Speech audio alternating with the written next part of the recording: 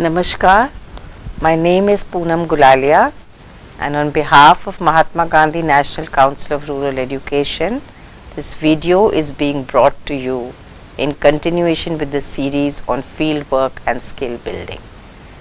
Today's topic is observation as a skill. So we are going to be discussing the value, the importance, the need, and how observation is practiced in the field. As a student social worker, a basic understanding of observation and observation skills will enable you to appreciate that observation refers to what can be seen through the eyes, nose, ears of the observer, so to say. So there is something called participant observation, and the corollary of that is non-participant observation. What is participant observation? Participant observation requires that a student social worker or a researcher be present at a particular situation in a given time, be involved in and in the routine daily activities of the people in the field setting. He, she or they are engaged in that process. So why are we also referring to the student social worker as a researcher here? Because one needs to appreciate that a student social worker plays many roles in the process of learning in the field. So having mentioned to you what is participant observation, it also becomes essential then to mention what is non-participant observation, or observation from a distance, which refers to distant observation of activities related to the topic of interest, related to the client population. Observations from a distance is made possible when it can be conducted in such a way that participants do not notice the worker or the researcher, do not find any intrusion in the form of the worker or the social worker, and continue in their daily activities or their daily lives or whatever is the normal course of functioning without feeling the presence of someone in the vicinity or in their surroundings. So having said this, it's important to discuss further the importance of observation and observation as a skill. Sometimes students feel that observation is a very basic, obvious skill and that there is nothing to be learnt or taught about it. But when we hear the responses of students in the field, when we engage with them as supervisors, we realize that there are aspects of observation which tend to get missed or overlooked or overseen, and many of those are very, very important in understanding the situation, comprehending the client, engaging with the client or the client population, and drawing conclusions from that. So best way to enter a person's world and to participate in it is through observation. What do we observe? What does it mean to be a participant and an observer at the same time? It means that we begin to study the lived meaning of reality. We gather anecdotes from people. We listen to their stories, we listen to their issues, but we also observe their expressions, their relationships, their ways of living, their verbal and non-verbal communication. We try and understand the themes which emerge from the narratives that they talk about. We try and observe their lifestyle. So what does it mean when we say the lived experiences of people? It means not only listening and understanding their stories and their lived realities, but also observing them in their lived realities. So why do we borrow other people's experiences? Why do we need to learn from other people's experiences as student social worker? This is the other aspect which is related to observation and observation skills. We need to borrow other people's experiences because it enables us to reflect. It enables us to reflect on our understanding of people, on our understanding of people in given situations, on our engagement with the target groups, on our engagement with beneficiaries in different spaces. And this experiential material which we gather needs to be analyzed and understood. When we reflect on it, only then is it possible for us to analyze and understand what we have picked up, what we have observed, what we have not observed, what we have overlooked, or what we have undermined in terms of our understanding of it being necessary for our learning as a student social worker. So, if we take the example of a migrant population or the role of migration in the development of a locality, or the status of migrants in a particular habitat, what is it that we need to observe if we need to understand what is it about migrant workforce, what is it about the migrant population in question, what is it about the locality that we need to be observant about, what is it about the situation which demands that we observe. So, some of the questions which come to light if we take a topic or if we take a situation related to migration and migrant workforce is: 1. What are the outward obvious signs of the effects of migration on the daily life of people? What is it that obviously you can see if people have migrated or are migrating from a particular space to another space? How does it impact their daily life? There could be empty houses due to people having migrated. There could be leftovers in the house if people have been rushed out because of some emergency which has forced them to migrate. There could have been a situation where a bulldozer had come in and they had to rush out. So, there could also be a situation where there was prevalence of houses which were under construction or some were being renovated by migrants themselves or their families. That would also give you an indication of migrant populations. What are the other parameters which you might observe in some such situation, which you could probably address if you need to use your observation skills well? There could possibly be differences between the houses of migrant workers and those who are non-migrants, those who are called local people in one context. There could be differences in their homes, there could be differences in their lifestyles, there could be differences in the population. It could be that some of the migrant workforce are the only male earning member who has migrated and left the family behind in the village. The non-migrants or the local people might be living with their families, nuclear or extended. There could be many observational situations, possible differences, possibilities for you to observe if you are studying a situation of a migrant workforce. What are the other things do you think that you might observe in some such locality, or if you were asked to study a situation of migrant workforce, what are the other things you think you might look out for? One could think of probably some existence of some small business or shops or somebody engaging in money transfer. There could also be some signs of material culture of migration, some obvious signs of incompleteness which may appear to you in terms of a situation where migrant population is still on the move. So, maybe their luggage or their belongings or their partial belongings or something on the roadside or probably a truck or a tempo. There are so many things which you need to observe in a situation if migrant workforce are coming along or if they are moving from one locality to the other. You might find a change in dialect, you might find a different cultural or dress style, you might find people not speaking the language, they might be asking for directions. So, there are so many situations you would encounter if you really wish to use your observation skills. And in this context, therefore, it becomes essential to explain and elaborate on the importance of observation.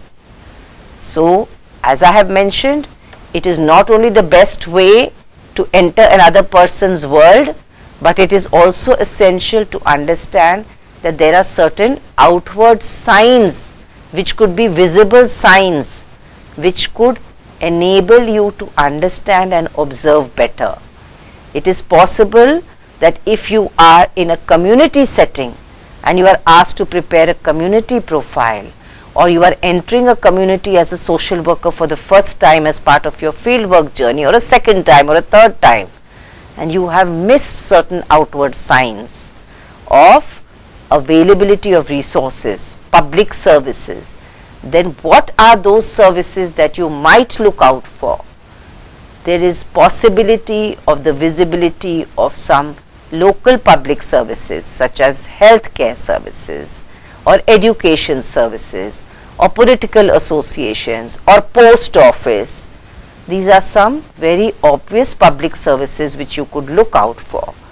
Other offices, it could be that in some communities there are human rights organizations or community building initiatives have been initiated in terms of some health project which is being undertaken, an Anganwadi center, a nutrition center, a primary health care center, or any other project relating to the promotion of women's rights.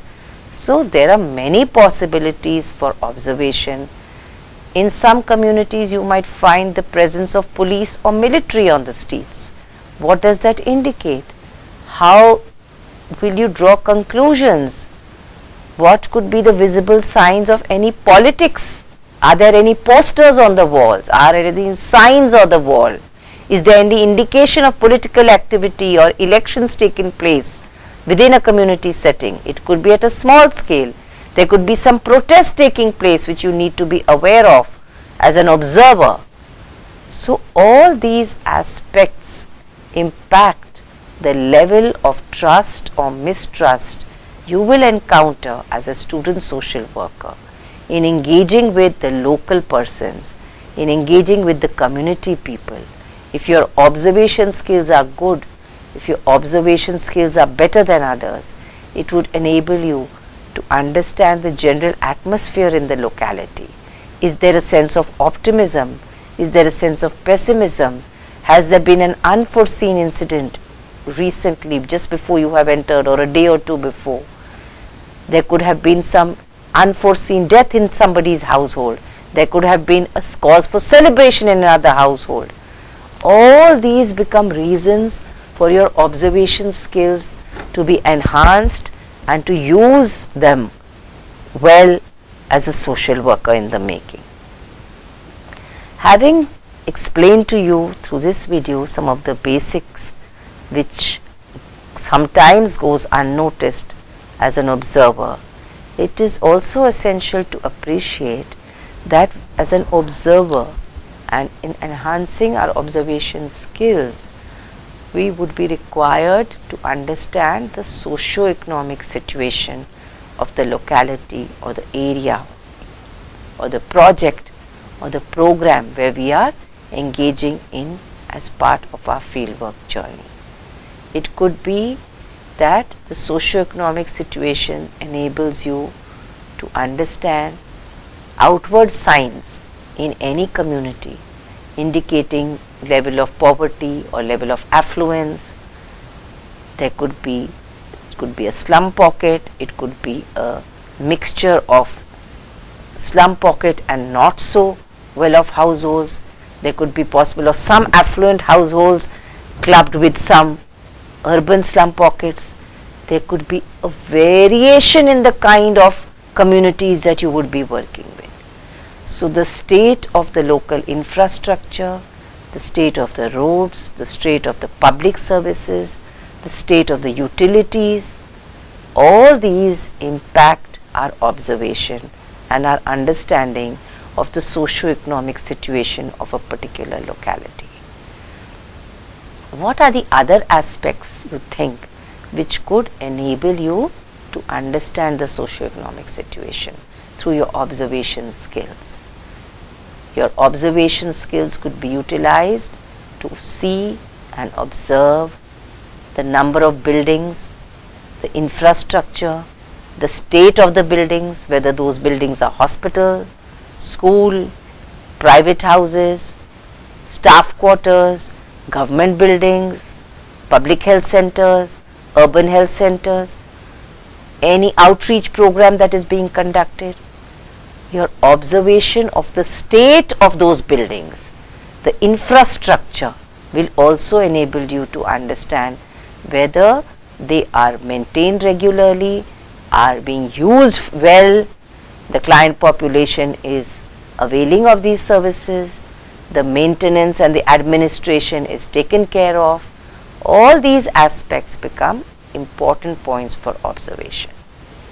As I just mentioned, the presence of construction activities like roads or official buildings or shops, if there is any construction activity going on in these spaces or similar spaces, that could also be one of the ways which can enable you to become a good observer. So the presence of transport or the condition of the transport available in and around the community, whether it's private transport, it's public transport, is the community connected well to the local train, is the metro station anywhere close by, are there shared auto rickshaws, are there any other services in terms of transport which are available to the community, do they have to use the traditional means of transport? All these become need for observation and become integral components of the socio-economic situation. Last but not the least in this aspect is the presence of any local development agencies or any NGOs. The information which you gather about the infrastructure, about the construction work, about the buildings, about any outward signs which enable you, and engagement with the local people, local authorities, will all become a comprehensive space for you to observe, engage with and draw lessons from for your own understanding and for your own reason to intervene where necessary. When people approach you with their issues or you try a need assessment or the organization expects you to undertake one, it is your observation skills which will enable you, which will enhance your learning and which will add value to you as a field worker. Having explained the basic need, importance and value of observation as a skill, it's important to now come to one aspect of recording these observations. Many a time students do observe a lot, but at the end of the day or at the end of the week when they do the recording, they are unable to recall their observations. So how can you be enabled and what aspects can you keep in mind and what aspects can you undertake as a practice to record your observations? One essential aspect is to use observation notes, to make notes in a small diary as you move along or towards the end of the day or during the middle of the day when you sit down for a cup of tea or a lunch break or you take a pause.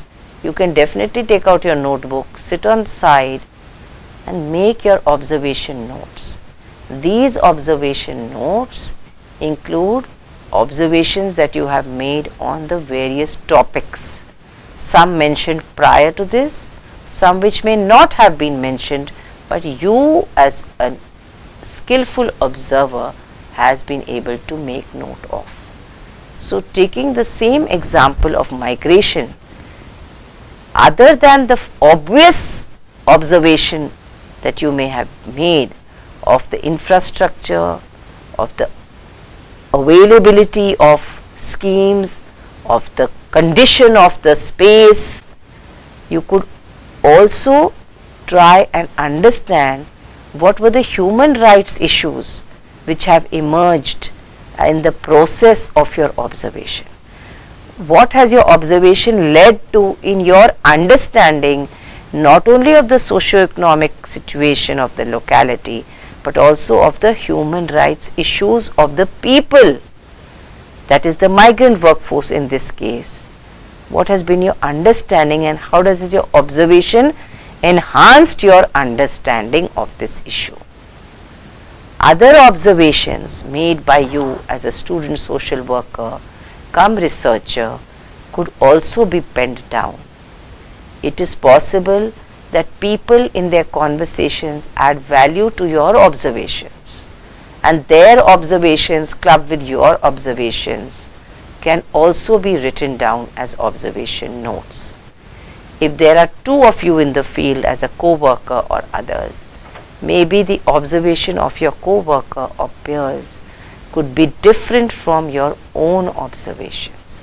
So these things may seem very minute and detailed, but need to be kept in mind as a budding social worker in not only enhancing the information which you have acquired through your conversations with local people, observing their lifestyle, observing their mannerisms, observing what you think they have revealed and what you think they might have concealed. All these become integral to your learning and growing. Another important aspect in observation is the researcher's personal comments. Even after what you have observed, it could be that you would like to pen down your own personal comments in the same notebook, that you have observed XYZ but you think ABC.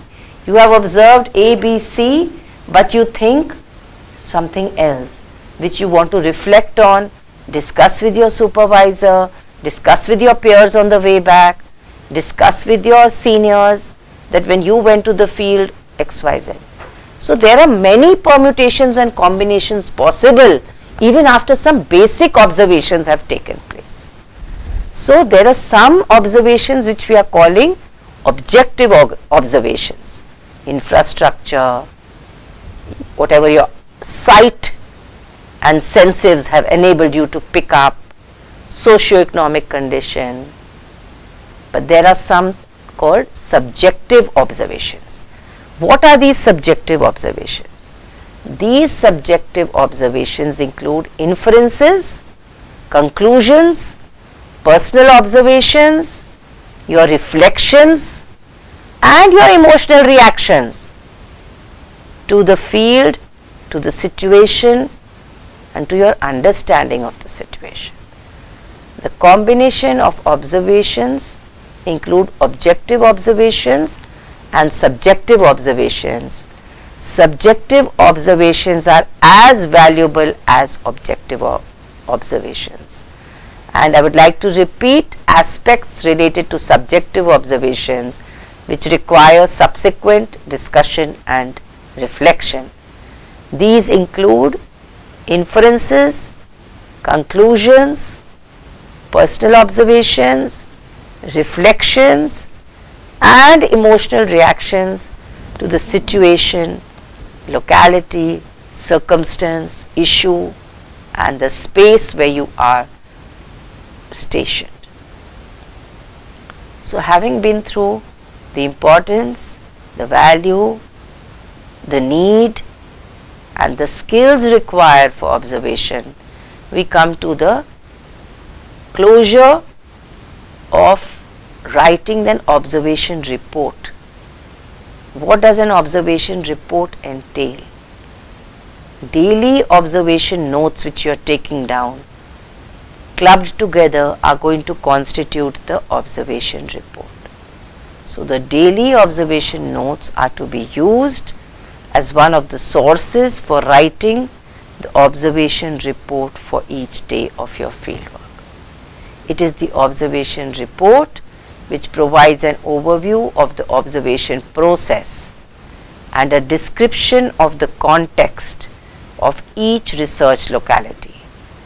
So the report is detailed, the observation process is detailed and the description of the context is detailed. So what is going to be included in the description of the context? One, the background information, that is the context itself.